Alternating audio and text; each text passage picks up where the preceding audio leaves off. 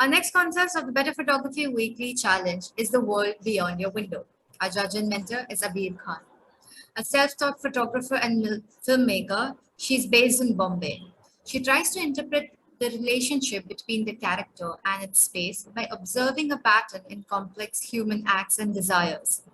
She lets the story pick its format. As a result, her work are across various mediums. She says, if a story fits within a frame, I photograph it. If the story misses out of it, then I try to film it. Her works have been published widely, including at The Scroll, Homegrown Platform, Better Photography, and National Geographic. Hello and welcome again. Thank you for having me here. And again, the entire credit goes to you, how you closely observe my work and pick out themes which I haven't even thought about, from shades of blue to forgotten ones to now the window stories. So thank you.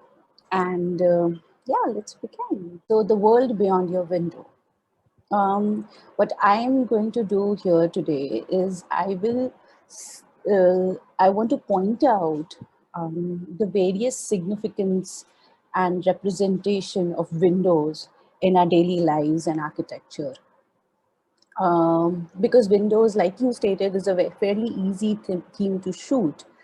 So I want to just elaborate on how the windows actually are a catalyst in our lives, and they propel us to create a perspective of our own. So this is a photo, this is the photograph I shot in Dharavi. And the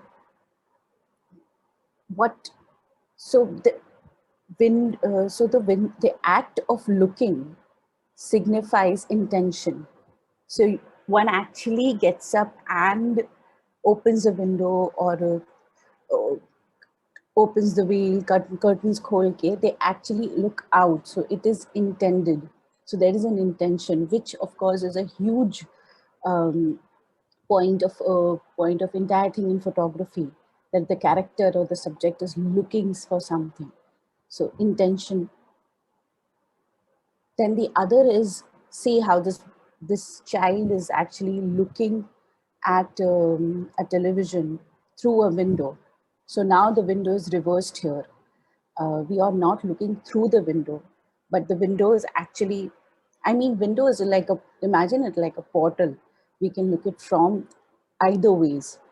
So for her, even though it's outside, but it's a window to the inside of the house. So I'm okay if the participants reverse the images also and use the windows in exterior forms.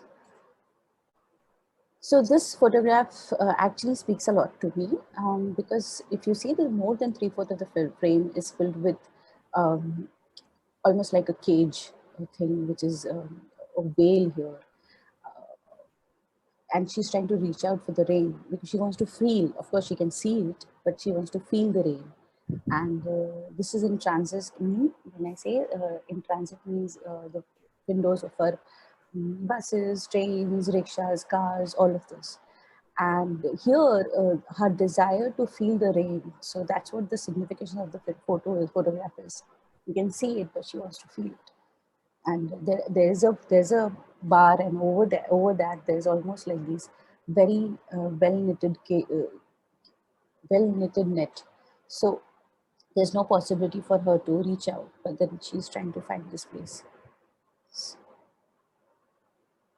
Again, in transit in transit windows.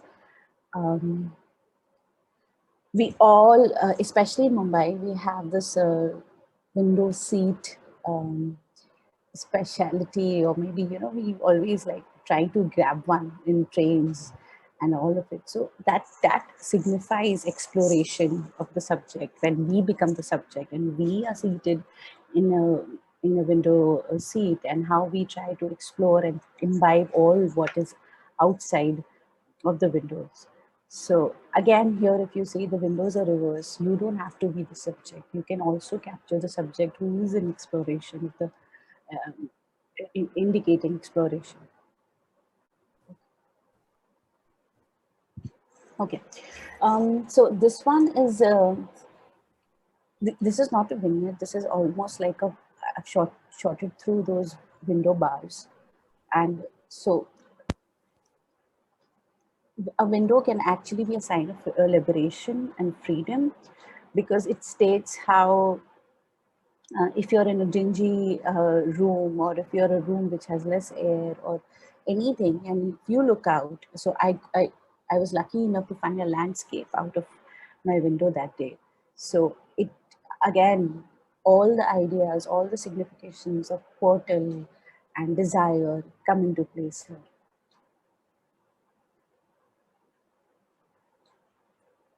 And this is what I shot many years ago in Kashmir. Um, and this is this is through a window glass pane, and at the left, in almost a sepia tone, there is the reflection of another window which is falling through. So it is, and at the right, in the blue, there's a car which has already gone. If you see that, so there's a representation of past and the present at the same time through reflection. So that is what windows can do. They can actually knit past and present for us. One of the things to live in Bombay or any metro cities these days is that you stay at an eye level of another story building. So up, you get that, so you get the window right in front of you. That defines how distant yet close you are, because that's what you see day in and day out. This is from my Mahim house, and it's just that the mundaneness of their lives, and how the lady at the right is about to leave, and the ladies at the left are very interested in the roadside scenery. So this entire thing defines that windows. If you're in a building, it lets you shoot the other window. You don't have to be voyeuristic about it. I'm not intruding into their lives. I'm just shooting them in their balconies, which they have come out. You don't have to be voyeuristic about it. But distance and proximity, we see them at a distance, but we feel so close to our subjects.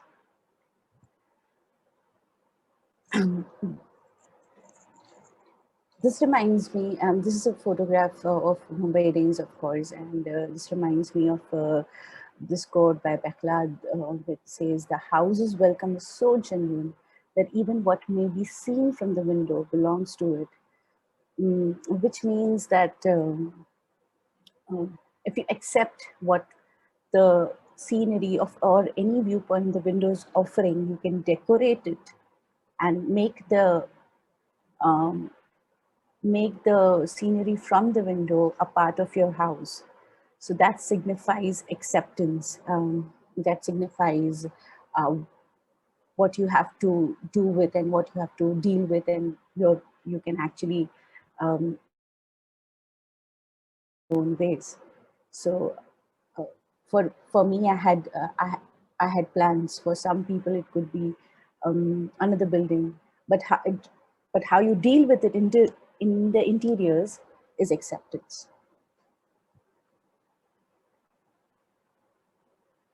So this is an acrylic plastic, and which was blue, and this is almost like a peeping warmth which is sliding in. So again, window is an opportunity. Doesn't have to be a window as such, like a well designed or constructed window. It could be just a small opening or opportunity which I just enlisted here. And of course, you can see the contrast of the colors. So I wouldn't be able to see the colors outside had it not been for this opening. Here are a few examples of my favorite photographs by other photographers. Um, this is by the great master Shahidul Alam from Bangladesh. And it just, there's so much of the interior and exterior captured, and both about pro-life, because the exterior, I guess there's either people walking, and I think I can see a lady coming up with a vessel, and there are families and the kids playing. And interior, maybe, when there's a curtain that signifies as a well-kept house. So again, acceptance. The window actually makes the window actually works like a painting, or a photograph which we frame in the wall. That's how, and it becomes one to the interior. It does not fall apart from it. So also the slanting line, slanting light, and it almost looks like a painting, the colors. And there's a lot happening.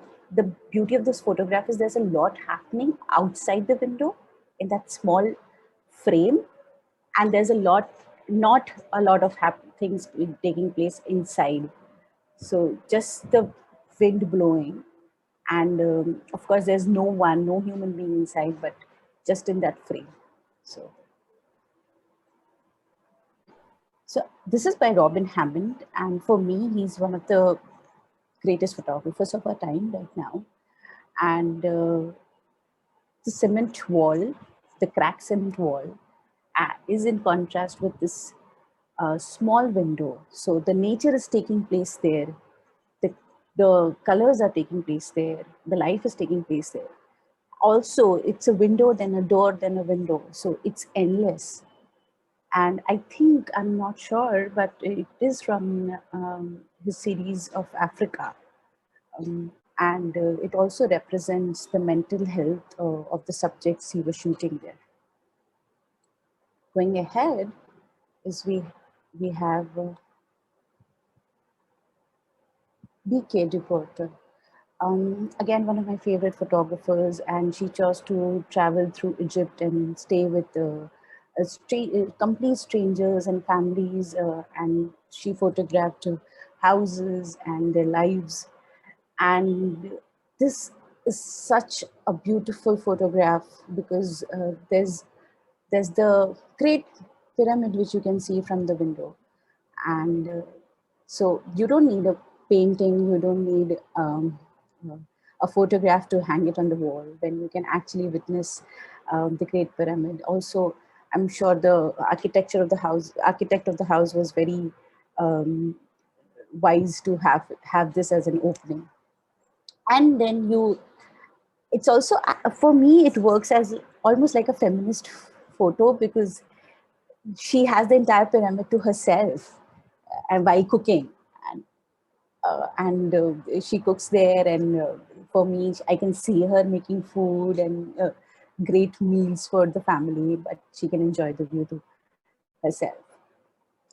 Again, this is through the window, and not this is interior part of the windows, and there's a huge world outside. So the interior also matters a lot. If she had just taken a shot of the pyramid, it wouldn't have made that much sense. So with context, it sets up a great story in the entire picture. Okay, so this is by Renita Singh, and this is from her series called Go Away Closer. In 2007, she shot this in 2007. I really like the name, by the way. Go Away Closer. So I think what sets this image apart is there's a lot happening to the window. So neither the view nor neither the exterior nor the interior can be seen, but just the window. And the window is being used to, of course, to dry the gloves, and it leaves so much more to imagination. And if we just see this photograph by itself, there's so much to question. Are we in an institute, mental health institute, or are we in a hospital, or where are we? What is happening? What's the staging here? Also, there's a little awkwardness to it, because the gloves are so well defined that they almost are raising their hands in order, just as if they want to speak or say something. So it is quite a haunting image, and the use of the window is very striking here. Then we have Eugene Smith, and it's and this photograph is titled as "From City from My Window as I Glance Sometimes." Um, Again, like my landscape photograph before, here is here a lot of things are comprising. If you see that there's a small opening, and through that small opening you can see the entire church cathedral there. And it's also, I think it's either nighttime. For me it feels like a nighttime. And it's just a very uh, compact version of the world outside. So again, a very detailed architecture. Again, a very detailed architectural significance of the placing of the window just outside the church.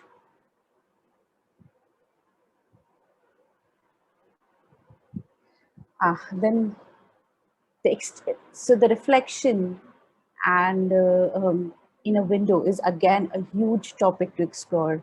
So much of the reflection in the window has such a big potential for exploration. um, at at the background we can see the city skyline, and then there's a person almost almost almost as if it's a double exposure of the sea, and he's giving this marvelous expression. So very lifelike, and one of my, of course, from my favorite photographer, Henry Carter.